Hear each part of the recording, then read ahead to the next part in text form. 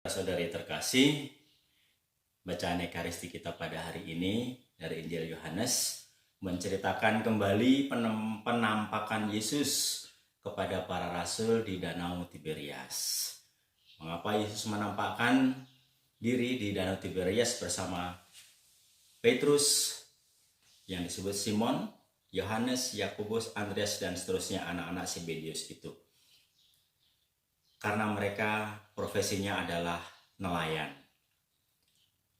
Dan kita tahu bahwa panggilan pertama murid-murid Yesus itu juga kepada para nelayan. Simon, Yakobus, dan anak-anak Zebedius yang lain dipanggil oleh Tuhan dari nelayan penjala ikan menjadi penjala manusia.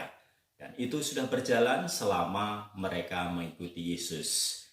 Dan mereka berharap banyak dengan mengikuti Yesus, mereka mendapatkan sesuatu dan seterusnya.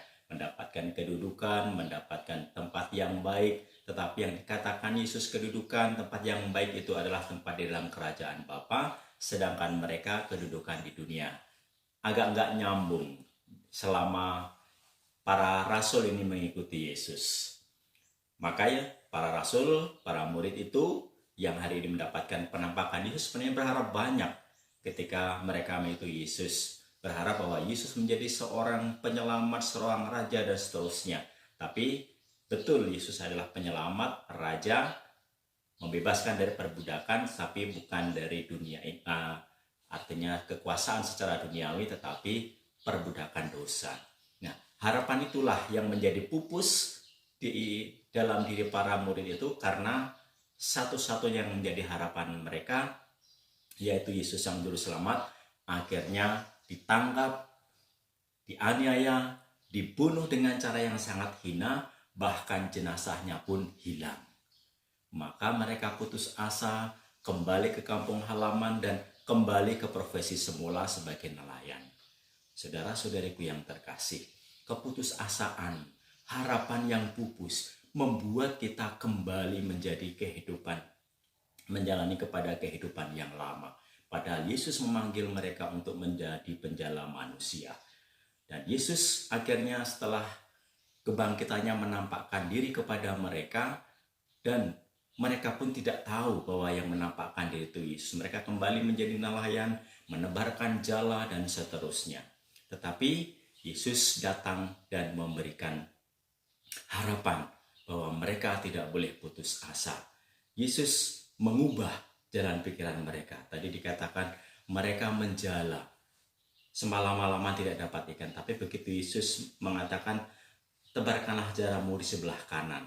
Ini sesuatu yang tidak biasa. Kalau saya mengamati, kalau orang melemparkan jala itu selalu ke sebelah kiri, kalau saya tidak salah. Tetapi Yesus mengatakan, tebarkanlah jalamu di sebelah kanan. Bagaimana menebarkan jala kanan itu agak kaku. Nah, tetapi mereka itu lakukan dan akhirnya mendapatkan berlimpah-limpah ikan. Saudara-saudari terkasih, baru mereka sadar bahwa itu adalah Tuhan. Begitu mereka sadar itu adalah Tuhan, mereka merasa tidak layak, lalu dan seterusnya mengenakan baju. Saudara-saudariku yang terkasih, inilah bahwa kedatangan Tuhan setelah kebangkitannya memberikan kekuatan, memberikan yang luar biasa kepada mereka, kesadaran. Dan kalau mereka mau mengikuti apa yang diperintahkan Tuhan, perubahan yang biasa menebarkan jala ke sebelah kiri dapatkan, begitu sebelah kanan mendapatkan suatu yang kelimpahan. Dan akhirnya apa yang terjadi, saudara terkasih? Kelak, yang juga tadi kita baca dalam bacaan kisah para rasul, kelak para rasul inilah yang mati-matian memberitakan kebenaran bahwa Yesus sudah bangkit, Yesus hidup yang memberikan keselamatan. Mengapa mereka sampai percaya seperti itu?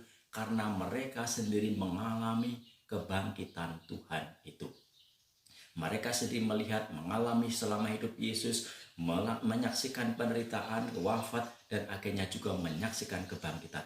Ini yang membuat mereka akhirnya berani mati untuk memberitakan kabar sukacita. Kenapa? Karena mereka sudah menerima kekuatan, sungguh-sungguh mengimani Yesus yang sudah bangkit. Maka tidak pernah takut resikonya dia ditangkap. Para rasul itu bahkan dianiaya juga dibunuh. tetapi mereka tidak takut karena mereka merasakan memberitakan kebenaran, yaitu Tuhan yang bangkit, yang hidup, memberikan kekuatan dan kehidupan kepada mereka. Saudara-saudariku yang terkasih, mari kita juga yang mengikuti Yesus yang sudah bangkit, kita juga mau menerima fakta kebangkitan itu dan menerima bahwa kita juga adalah saksi-saksi kebangkitan. Semoga kita juga mau memberikan harapan kepada orang-orang yang putus asa, penghiburan kepada orang yang sedih, dan kita mau mengubah cara hidup kita, cara pandang lama kita menjadi cara pandang baru setelah kebangkitan Tuhan Yesus ini. Semoga kebangkitan Tuhan juga memberikan kekuatan hidup untuk kita berani mewartakan kebenaran Tuhan itu. Tuhan memberkati kita. Amin.